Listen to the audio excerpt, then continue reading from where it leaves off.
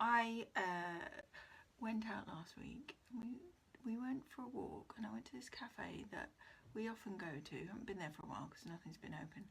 And there's this beautiful eucalyptus tree that's in the garden, and I always go there, and I pick up the gum nuts, as they call them in Australia, the eucalyptus seed pods later in the year that have the star in the middle. But at this time of the year, the lids have all come off, and that's what they are.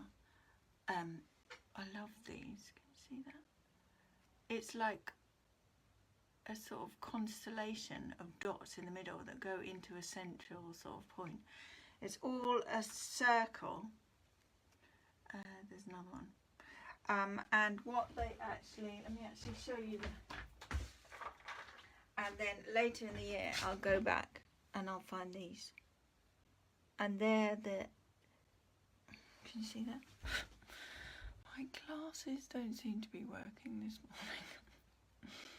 So there's this wonderful star in the middle there. That's the eucalyptus seed pod, the gum nut, the nut as they call it, and the seeds come out of there.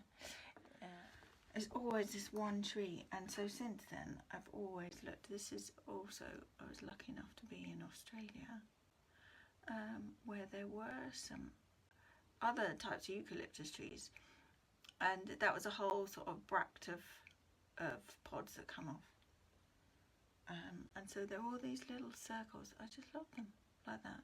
And different types of eucalyptus, you will actually see a star inside those circles.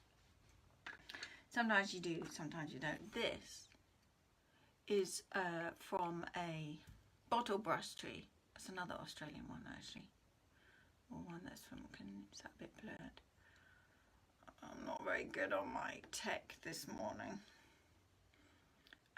And it's after the bottle brush, it has those kind of spiky red fluorescents that come out, and they look exactly like a brush that you use to clean a bottle with, a bottle brush, and they're red. And then it goes on to grow, and then at the end it has more that come out next season. But along the stalk you get the seeds like that are in this lovely kind of just this cone of circles that are all sort of squished in together, and inside you'll see some of the patterns in there as well. Some of them you can see more than others, but that's where all the seeds come out from.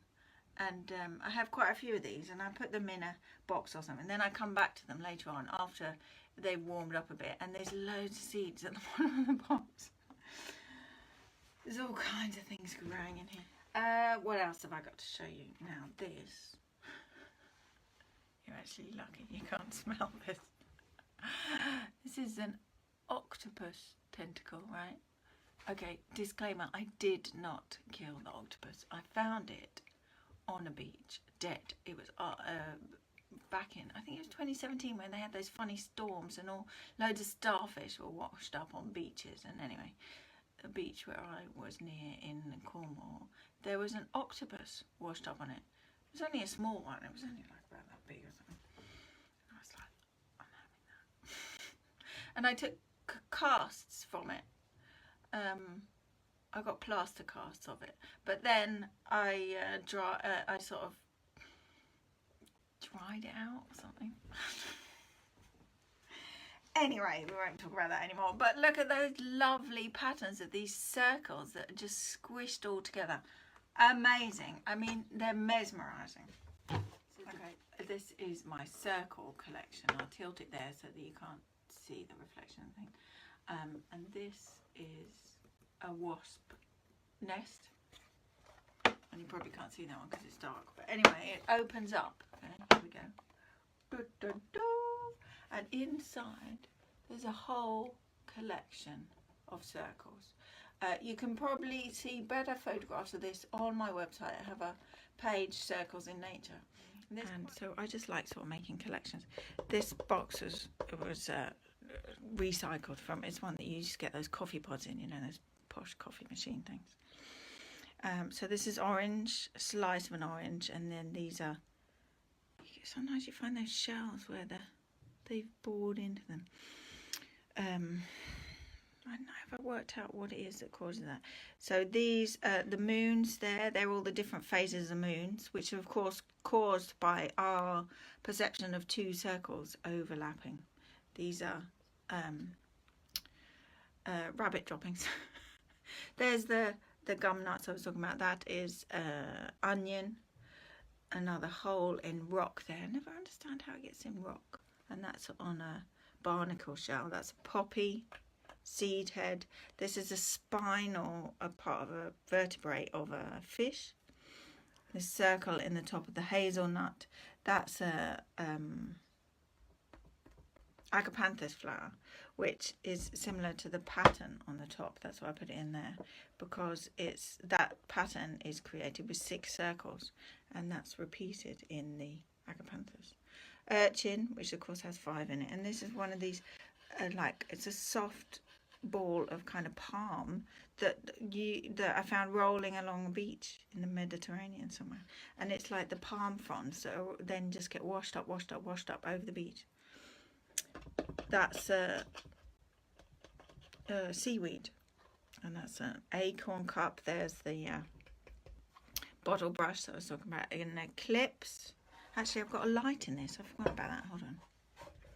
I'll turn the light on. Where's the switch? There it is. There, you can see the eclipse now. Oh, that's bleached out a bit. You can't really see that too much. That's again behind seaweed. You can see those circles, those bubbles. Of course, circles are spheres. Circles and spheres. So a couple of things that there are lots of circles in nature. I put these art sort of things together when I was sort of exploring it, and it just helps me to sort of look at things. That one's bleached out a bit, but of course there are loads of ripples. Ripples are circles that go outwards. A seed head from like a, I think it's like a, it's not echinacea, but it's something along those lines. Conker. You get that wonderful kind of globe with the circle on the top. That's another of the palm fronds, and that's a part of a, not eucalyptus, a lotus seed pod. You get these circles in. That is the print of a part of a wing of a butterfly, an owl butterfly. Look at that eye looking at you. That's an acorn cup in there, and this is the circle of bark from around a tree. That's my eucalyptus one, and then that's I put that under a sphere because it's really delicate. But that is the a papery nest of a wasp that was inside my shed, and inside it you did see the little kind of eggs that were sort of in hexagonal shapes, but that's I think it's some sort of hornet.